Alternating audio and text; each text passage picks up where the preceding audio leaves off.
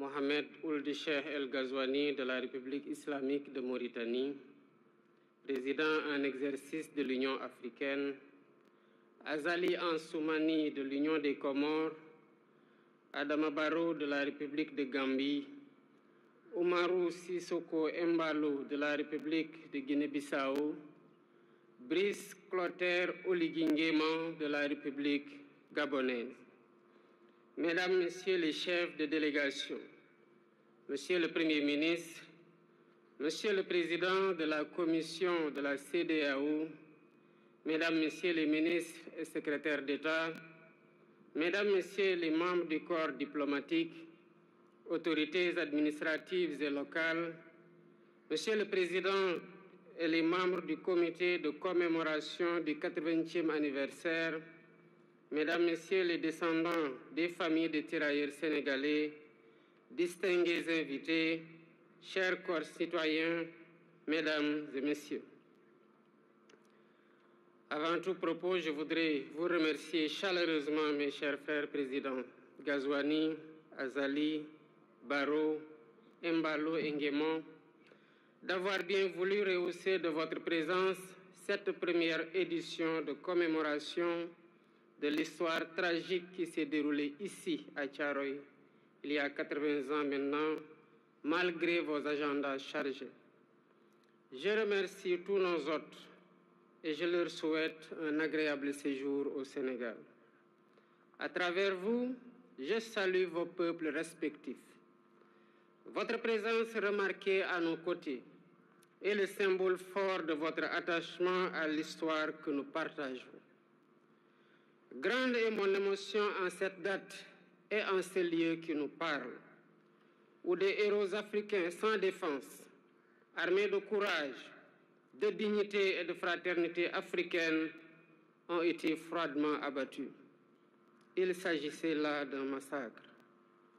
80 ans après ce crime de masse, le silence de Thiaroye est toujours aussi assourdissant. Les murmures venus d'outre-tombe nous interpellent avec fracas, pendant que l'ampleur de ce crime demeure minimisée et souvent même niée par certains milliers des héritiers de ceux qui l'ont commis. Sur cette terre blessée de Thiaroye résonnent encore les rafales sifflant au bout des canons, comme pour rappeler que l'horreur est toujours là, entière, immortelle. Des profanes comme beaucoup d'entre nous, jeunes et moins jeunes, se poseraient la question de savoir de quoi s'agissait-il exactement. Tellement la chape de plomb était fermement posée depuis trop longtemps pour tenter de rayer cet épisode fâcheux de notre histoire. Il s'agissait d'Africains, en majorité arrachés à leur terroir contre leur gré, pour aller combattre au service de l'empire colonial français d'alors. Ils formaient le régiment des tirailleurs sénégalais. Ils venaient presque de tous les territoires coloniaux d'Afrique occidentale, équatoriale et de l'Est, devenus au moment des indépendances 17 pays. Ils étaient du Bénin, ils étaient du Burkina Faso, du Cameroun, des Comores, du Congo, de la Côte d'Ivoire, de Djibouti, du Gabon, de la Guinée, de Madagascar, de la République centrafricaine, du Sénégal, du Tchad et du Togo. Longtemps ignorés et banalisés, ces tirailleurs ont pourtant bravé les épreuves pour aller combattre très loin de chez eux. Des conditions de voyage éprouvantes, entassés dans les cales des bateaux, aux champs de bataille où ils ne portaient que des tenues simples sans défense, jusqu'en 1943, quand les Américains les équipèrent, les tirailleurs ont tout sacrifié. Ils ont donné de leur jeunesse, ils ont donné de leur sang, ils ont donné de leur chair pour la liberté et pour la paix dans le monde. Excellences, Mesdames et Messieurs, malgré les pertes énormes sous les balles nazies, les faits d'armes du régiment des tirailleurs sénégalais sont incontestables et ont grandement contribué à la victoire des Alliés. Qu'il s'agisse entre autres de la libération de la Tunisie, du débarquement à l'île d'Elbe, de la libération de Toulon et de celle de Paris, Ils ont tenu leur rang en combattant de manière acharnée, parfois jusqu'au sacrifice suprême, pour conquérir une localité ou tenir une position. Ils méritent tous les honneurs, ils méritent notre respect, ils méritent notre admiration. Mais la suite de l'histoire est à l'inverse de ces immenses sacrifices consentis. À la place d'éloges et de reconnaissance, l'ordre fut donné de neutraliser ceux qui avaient enduré la ségrégation dans les prisons allemandes et la rigueur de la captivité. L'irréparable se produisit le 1er décembre 1944, ici à Tcharoy, quand le général Dagnan ordonna de tirer sur des innocents désarmés, dont le seul tort a été de réclamer le paiement de leurs indemnités, primes et autres allocations. C'était là un acte prémédité, visant à réprimer des revendications légitimes, à dissuader d'autres et à perpétuer l'ordre colonial. Le crime fut commis et les faits sont incontestables. Voilà le sort qui a été réservé à certains qui ont contribué à écrire dans le sang et la sueur la glorieuse histoire de la libération. Aujourd'hui, par devoir de mémoire, de vérité et de justice, nous ne pouvons oublier l'horreur des exécutions sommaires ici au camp de Tcharoy. Il est impératif de rappeler l'histoire, toute l'histoire, sans trop de mémoire. C'est ce qui fonde l'essence universelle des valeurs de paix, de liberté et d'égale dignité attachées à la nature humaine.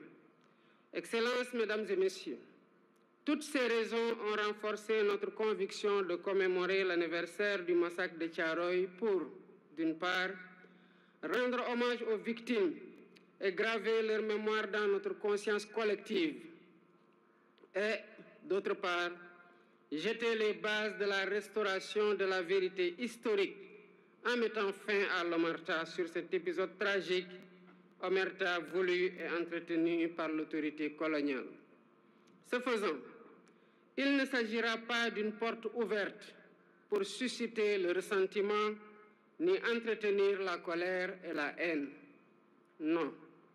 Ce que nous faisons ici relève du devoir de mémoire contre l'oubli et pour la manifestation de la vérité des faits, pour nous acquitter d'une dette morale vis-à-vis des tirailleurs et de leurs familles. C'est pourquoi nous avons mis en place un comité international de chercheurs indépendants pour aider à la reconstitution exacte des faits et à une meilleure connaissance de cette séquence de notre histoire partagée avec la France. Pour faciliter les travaux de recherche, j'ai sollicité du président de la République française la mise à disposition de tout document d'archives pouvant contribuer à la manifestation de la vérité et leur collaboration le moment venu dans la localisation des sépultures et l'identification éventuelle des victimes. Je salue l'ouverture des autorités françaises actuelles qui ont accédé à notre requête pour la manifestation de la vérité. Ainsi, avant cette commémoration, des membres du Comité international des chercheurs se sont rendus en France et ont eu des séances de travail avec les autorités françaises et les responsables des sites où sont présumées gardées les archives manquantes. Les recherches se poursuivront après la commémoration. La France vient également de franchir un pas important dans la restauration de la vérité, grâce au président Emmanuel Macron, qui m'a adressé une lettre il y a 3 jours pour assumer que les événements de Tcharoy en 1944 ont abouti à un massacre. Je salue son courage moral. Par ce geste, la France accède à une vieille et légitime demande de reconnaissance. Il s'agit d'une avancée appréciable dans le processus de réhabilitation de l'honneur et de la dignité des tirailleurs victimes, à la suite de la déclaration du président François Hollande au cimetière de Tcharoy le 30 novembre 2014, quand il saluait, je cite, « la mémoire d'hommes qui portaient l'uniforme français et sur lesquels la France avait retourné le fusil. Toutefois, il reste encore beaucoup de zones d'ombre de cette histoire, notamment le nombre de tirailleurs exécutés. Deux rapports contradictoires des autorités coloniales parlent de 35 et 70 morts, pendant que d'autres témoignages évoquent des centaines de morts et de nombreux blessés. Les archives réclamées permettront, d'après les chercheurs, de savoir comment on en est véritablement arrivé à la tragédie de Thiaroye, d'avoir une lecture plus fidèle de l'état d'esprit des tirailleurs rapatriés, de leur nombre exact, de leur identité, de leurs origines, des lieux où ils sont enterrés, des épreuves endurées, des frustrations et humiliations subies, ainsi que du montant qui est dû à chacun. Ce travail est complexe. C'est pourquoi je lance un appel aux acteurs étatiques et non étatiques de tous les pays concernés, y compris la France, aux historiens et chercheurs de tous bords, afin de joindre nos efforts pour porter un regard lucide sur cet épisode sombre de notre histoire commune. Excellences, Mesdames et Messieurs, identifier les victimes et situer les responsabilités est essentiel pour ouvrir la voie à une réconciliation sincère. C'est l'occasion pour moi de rendre un vibrant hommage à tous les Africains et non-Africains qui se sont toujours battus pour que l'histoire des tirailleurs et du massacre de Thiaroye soit préservée de l'oubli et de la falsification. Je pense aux précurseurs, aux hommes et femmes politiques. Je pense aux intellectuels, écrivains, poètes, cinéastes, artistes. Je pense aux bonnes volontés, personnes physiques et morales. Sans la synergie de tous ces efforts, le combat pour la justice et la vérité n'aurait pas prospéré. Mais cette vérité exige encore d'être pleinement révélée, transmise et reconnue. Nous devons encourager cette dynamique pour restaurer la mémoire et la dignité des tirailleurs sénégalais. Pour ma part, j'initierai plusieurs mesures de réappropriation de cette histoire commune avec 16 pays africains frères. Premièrement, un mémorial en l'honneur des tirailleurs sera érigé à Thiaroye pour servir de lieu de recueillement et de mémoire ouvert à toutes les nations dont ils étaient originaires, ainsi qu'au public. Deuxièmement, un centre de documentation et de recherche dédié aux tirailleurs sera érigé pour conserver la mémoire. Ce centre recueillera des archives, témoignages et récits, tout en soutenant la recherche et l'éducation autour de cette histoire partagée. Troisièmement, des rues et des places porteront le nom de cet événement tragique, de ces soldats, pour inscrire leur sacrifice dans notre quotidien et notre histoire collective. Quatrièmement, l'histoire de Thiaroye sera enseignée dans les curricula éducatifs. Ainsi, les générations futures grandiront avec une compréhension approfondie de cet épisode de notre passé. Cinquièmement, la journée du tirailleur est désormais fixée le 1er décembre de chaque année, jour de commémoration du massacre de Thiaroye. Excellences, Mesdames et Messieurs, l'histoire de la guerre et des répressions armées n'est jamais ordinaire. Elle est rarement racontée de façon intégrale. Ce fut le cas de la Seconde Guerre mondiale et surtout ses conséquences dans les colonies, qui connurent des répressions innommables. Thiaroye 1944, Sétif et Guelma en Algérie en 1945, Hanoï et Haiphong au Vietnam en 1946, Madagascar en 1947, Douala au Cameroun ou Dimbokro en Côte d'Ivoire en 1948-1949 et bien d'autres lieux. Chacune de ces histoires vit en nous par l'exercice mémoriel, ce qui nous rend fiers et reconnaissants envers nos anciens combattants. Rendre hommage à ces tirailleurs n'est pas seulement pleurer nos martyrs, c'est porter leur combat et en faire un levier pour réinventer nos rapports avec nous-mêmes, avec notre histoire et avec les héritiers de ceux-là qui ont été les auteurs de la tragédie.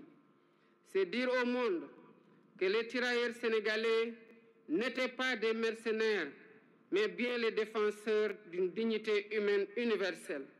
C'est proclamer haut et fort que cette dignité, si longtemps bafouée, ne sera jamais, plus jamais sacrifiée sur l'autel du silence et de l'oubli.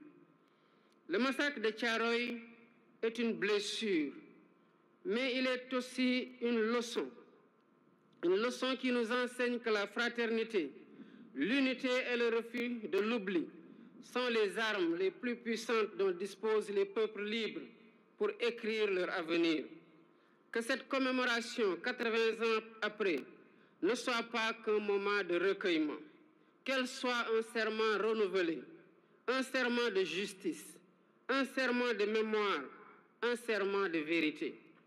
Pour que plus jamais Thiaroye et les événements similaires ne se répètent sous aucune forme, nulle part ailleurs dans le monde. Nous honorons aujourd'hui des héros, et en les honorant, nous nous rappelons que nous avons nous-mêmes un devoir, celui de leur être fidèles, fidèles à leurs valeurs, fidèles à leur combat et fidèles à leur vision d'un monde plus juste. Ensemble, pour la vérité historique restaurée du massacre de Thiaroye, pour la justice, la liberté et la dignité pleine et complète. Je vous remercie de votre aimable attention.